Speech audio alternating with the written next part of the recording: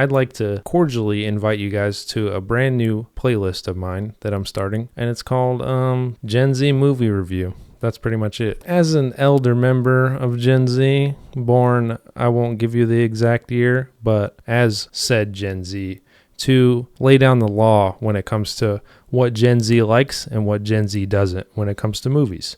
So I'm laying down the law. First and foremost, this movie, I gotta say, James Gunn, holy shit. Here's what I know about James Gunn. James Gunn used to work for Marvel. Now he works for DC. Marvel movies used to be good. Now they're not. James Gunn left. Now James Gunn's doing this movie. This movie's good. Marvel movie bad. DC movies really good. Marvel movies lately, not so good. Not sure why. Probably because Stan Lee's not involved anymore. I don't know. Without being rude to Marvel as a whole, in general, not that there's anything wrong with doing this because I do it with my content, right? With tech reviews and whatnot. When you make a film or you make something that you're passionate about, you can do one of two things. You can show respect to the gods, the sponsor, gurus, the men with the money, the man with the plan. Show respect. Put that Lay's potato chip product placement directly in. Like, oh man, I was watching this show. I forgot what it's called. It's this new Seth Rogen show, and they were talking about making a movie, and the whole movie was basically based around like product placement of Kool-Aid. Anyways, the point I'm trying to make is Marvel has monetized their movies as much as possible. Not that there's anything wrong with that. It's a great way to conduct business. Is it a great way to make movies? If you put enough budget into it, then I can just ignore the ad, right? It's no big deal. But to have experienced this movie tonight for the first time in, I'm talking fucking years. First time I'm watching a movie, and like within 15, 20 minutes, I'm like looking over at my wife like, oh my God, here we go, bro. Here we go. Oh, it's starting, dude. Like, just the stuff, just the stuff with the agenda, with advertising, with a message behind it, and not just trying to make the person that's watching the movie enjoy the movie and enjoy the writing and the story and the work that was put into it for what it is. And not just, let's build an entire thing around an ad, but like, let's throw an ad or two maybe into a movie, but not just revolve the entire thing around an ad. We can assume one thing, that James Gunn is the new guy and DC is the way to go for now. And I'll tell you why. I've been yapping this whole time, but the movie was just freaking awesome. And there wasn't anything being shoved in your face.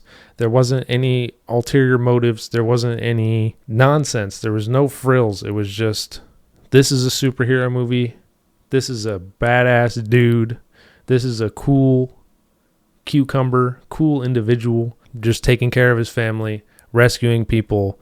We are kind of headed into spoiler territory, so I'm just going to go ahead and spoil just a little bit. I'm not going to ruin the story or anything, but like, for example, there's a dog in the movie. That dog is so freaking cute. I know it's probably like CGI or whatever, or like there's probably AI in the movie or something, whatever. If it is, it's pulled off so well I couldn't even tell, so if it's not, then sorry for even thinking that. But like I cried. There's a couple times in the movie where I cried. Like, oh man, there was this one part where Superman was like talking to his dad or whatever. And because Superman's parents, like basically Superman's whole mission was given to him by like, his parents or whatever through like a holographic message. And he's been following it this whole time for his whole life. And then finds out during the movie that the other half of the message that was corrupted, that he just kind of filled in the blanks on his own. Well, it turns out that they actually want him to be bad, but he's been living his life good because he only heard the first part of the message where they said, be good. So he was like, I guess I'm going to be good. And then when they translated the other half, he was all upset because he was like, my parents, they sent me here to do bad shit. Oh, that fucking sucks. And then, obviously he wasn't raised by those people. He was raised by human beings. So he went to go talk to his human dad about it. And they were just sitting outside in the farm or whatever. And man, he was just saying like, it's not up to your parents. It's not up to us. We give you the tools to succeed and stuff, but you know, it's just not, it's not up to them to decide who you are. You're your own. Ooh, please watch the movie. That part is so good, man. Like, if you're a parent or like Gen Z, we're parents now, bro. I'll tell you what. And man, oh my God, dude. I don't know what it is. Maybe it's just being a man. And you know how it is with men. Our dads are not nice to us. So whenever our dads or any men in general are ever nice to us for like even a second, we're like, what's up, Dad? Dad? That's how I felt in that moment. I felt like Superman's dad, Superman's human dad that wasn't really his dad, that was actually a human, but Superman's not a human, but it didn't matter because he raised him.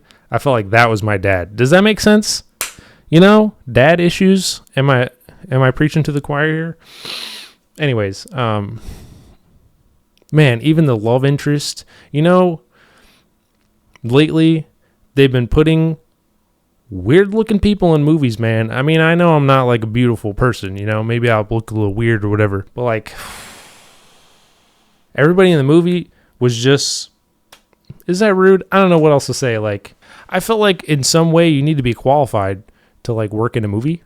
Does that make sense? Like, to have some level of skill or have like looks or a way with words or like be able to write or something. And there's just so many people in movies these days that just don't have anything. And I'm just like, how the fuck did this person get in this movie? And it just doesn't seem like any of those people were in this movie. Like, oh man, what was it? What did I just watch recently that just pissed me off? Last of Us 2.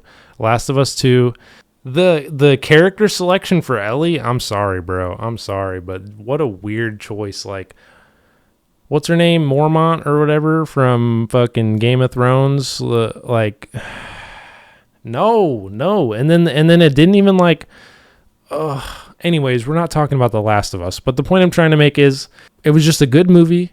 It was basic. It wasn't any crazy stuff that people put in just to like, stir drama up online and create this marketing campaign of negativity just to get people talking, just to get argumentative people to watch the movie. When you say like, oh yeah, we're going to do this thing, right? But then we're going to do the opposite of what you want. We're going to do the exact opposite. The main character, you think he's going to be this thing. And then it's actually, you know what, buddy? Boom.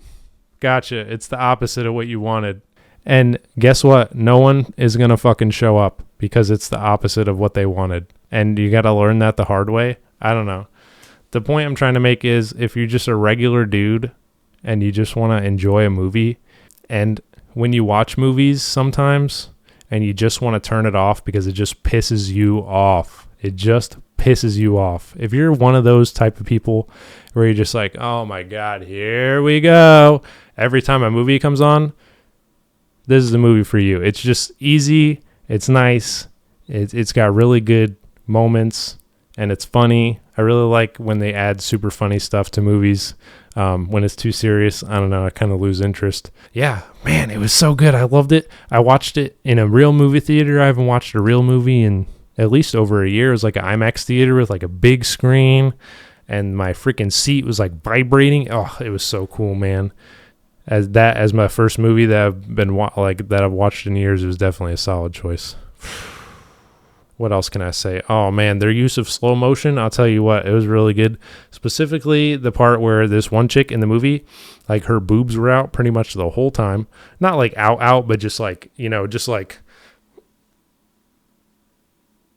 the whole time, just like obviously there to be looked at. Excuse my French, but obviously like there to be, attract the male audience, right? And then there's this one part at the end where they're all just like, and her boobs are just like,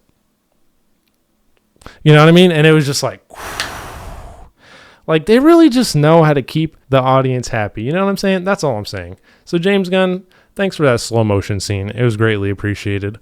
My wife, she's going to be editing this. She's going to be mad that I said that, but let's be honest. Admit it. That was a good scene. Yeah. This movie got me so hyped that I just wanted to sit down and just record a real video for myself. Not money related, not tech related, just something to connect with you guys and talk to you about for a second, and just to recommend that you just go see it if you're tired of having an agenda shoved down your throat and you want to just enjoy a movie for a cute little story and see some action and laugh and have a little fun and not be pissed off the whole time. Then check it out. Or, I mean, at least wait for streaming service. But I don't know. I say check it out. You know what I mean? Such a good movie, bro. I don't know what else to say.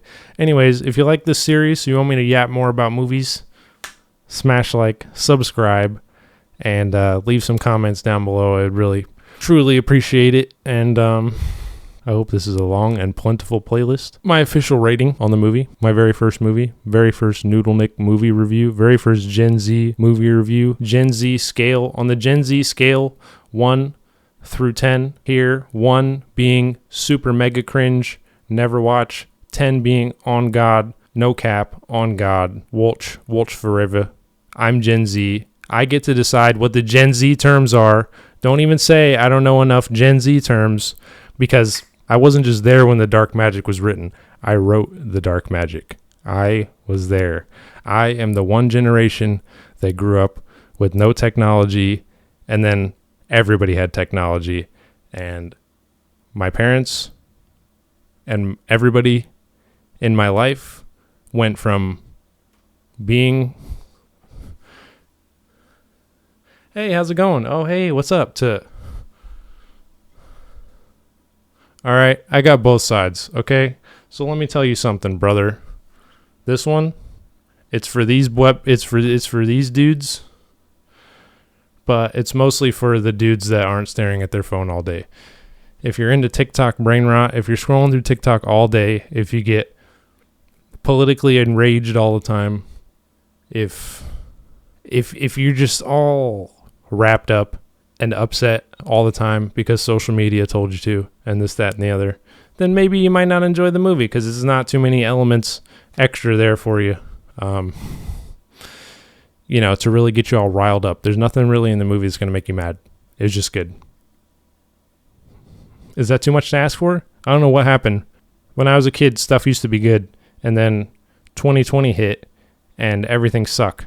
And now good again. So let's hope it stay that way. And if anything, if James Gunn ever make more movie, I guess I'm going to have to watch them all, bro, because you did a good one on this one. I hope you watch James Gunn. Smash like, subscribe. James Gunn, I'd like to shake your hand. Superman collab. Tech review collab. Superman? What's up, dude? How's it going? I don't even know his name. Hey.